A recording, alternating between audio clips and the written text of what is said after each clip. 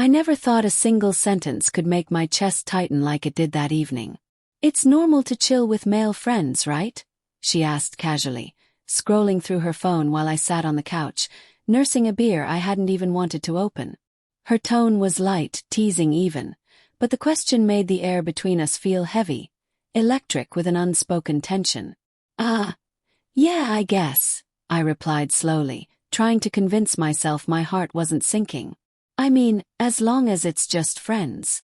She smiled, that effortless smile that could usually dissolve all my doubts, but tonight it felt different. Her eyes flicked up at me, a hint of defiance, or maybe impatience. "Good. Just making sure we're on the same page." I nodded, swallowing a lump in my throat. That night, I lay in bed beside her, staring at the ceiling, replaying the conversation like a broken record. Why did it make me feel so uneasy? Was I overthinking? She had always been open with me about her friendships, about life. But there was something in the casual way she said it. Something I couldn't place. The next day was unremarkable at first. I went to work, and she said she was meeting some friends for lunch. I nodded, trying to mask my apprehension with a forced smile. But later, when she didn't answer my text asking who she was with, my stomach churned. By evening, she was back, calm and casual as ever. Lunch was fun. "Just catching up with some old friends," she said, brushing past me to the kitchen. I studied her face, the way her eyes darted quickly, avoiding mine for just a fraction of a second. A small crack in the veneer, maybe nothing or maybe everything. I decided not to push it. Maybe my trust in her was stronger than my fear. I poured us both wine and tried to relax, telling myself I was imagining things. But deep down, a knot of unease had begun to grow in my chest. It all came crashing down the following night. I had finished work late and stopped by a cafe on the way home. My phone buzzed with a notification. A new message from an unknown number. "Hey! Can't stop thinking about last night. Can we meet?" Froze. My heart slammed against my ribs. I didn't recognize the number, but a dreadful intuition settled over me, heavy and suffocating. I ignored it, telling myself I was imagining things. My wife would never betray me. The next morning, the universe confirmed my worst fears. I came home early from work, a rare errand-free day, hoping for a quiet morning with her. The apartment was unusually still. The bed unmade, dishes in the sink, but she wasn't there. I frowned and checked her phone, which she had carelessly left on the counter. My hand trembled as I scrolled through messages, and there it was. A string of texts between her and a man I didn't know. Flirty, intimate. Too intimate. It was her new friend. Or maybe not so new. "I had such a great time last night. Can't wait to see you again." My hand shook. I dropped the phone onto the counter, the sound loud in the quiet apartment. I felt a rage I didn't recognize, mixed with a profound, aching sadness. My stomach knotted, my chest burned, and tears threatened to spill, but I couldn't let them. Not yet. Waited. I watched the clock tick, each second stretching unbearably. My mind raced through every interaction, every laugh, every casual brush of her hand against mine. Were they all lies?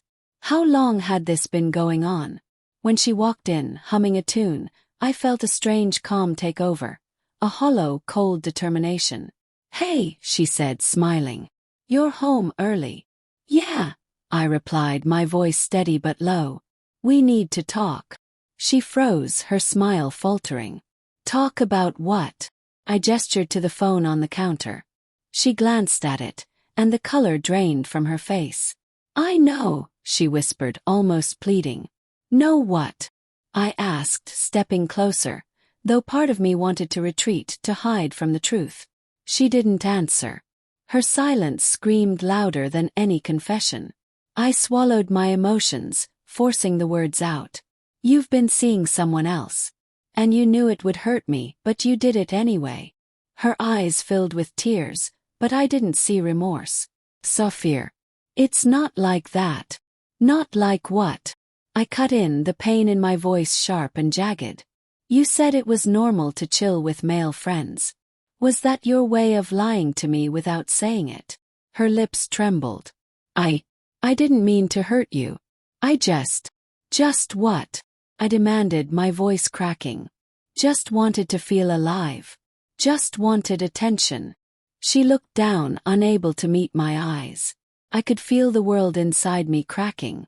Everything we had built, every promise, every shared dream, it all seemed to crumble in an instant. I stepped back, trying to steady myself. I wanted to scream, to break something, to make her feel a fraction of the pain I felt. But I didn't.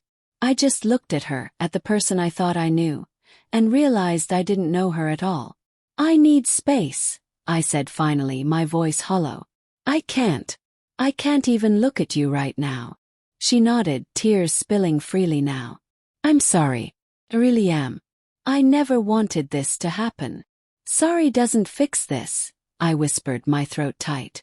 It doesn't fix anything. The days that followed were unbearable. I couldn't sleep, couldn't eat.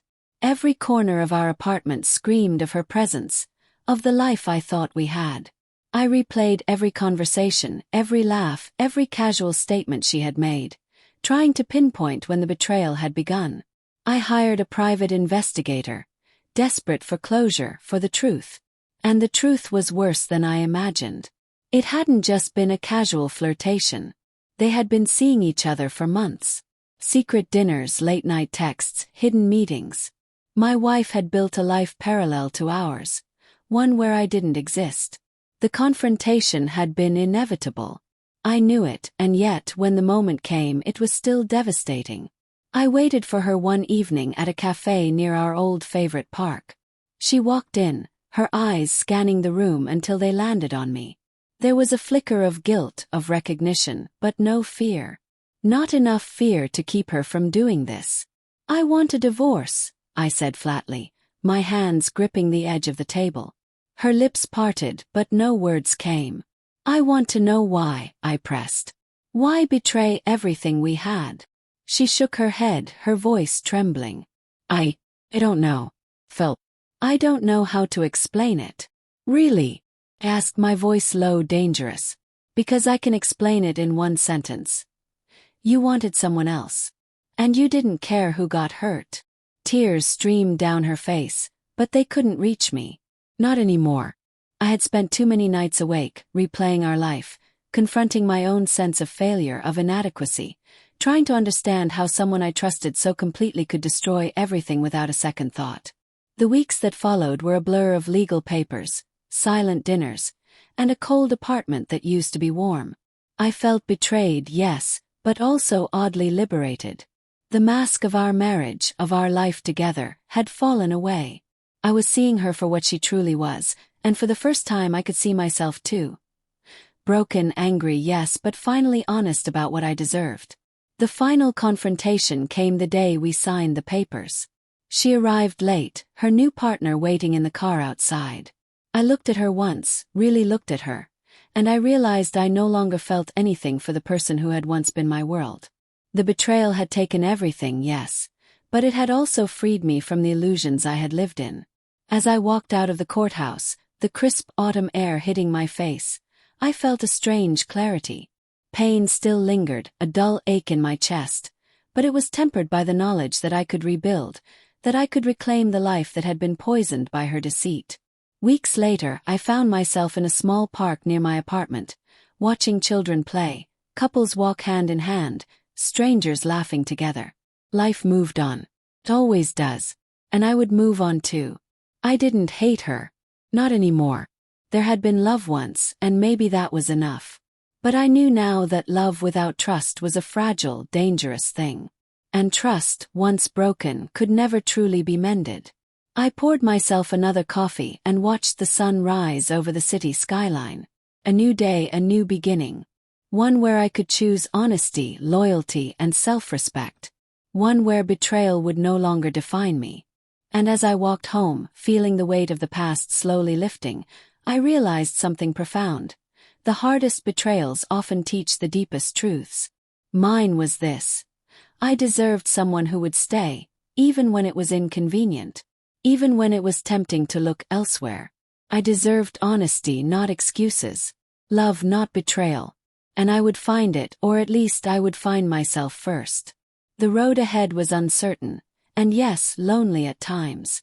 But it was mine to walk, unshackled from deceit, free to trust again. And for the first time in months I smiled.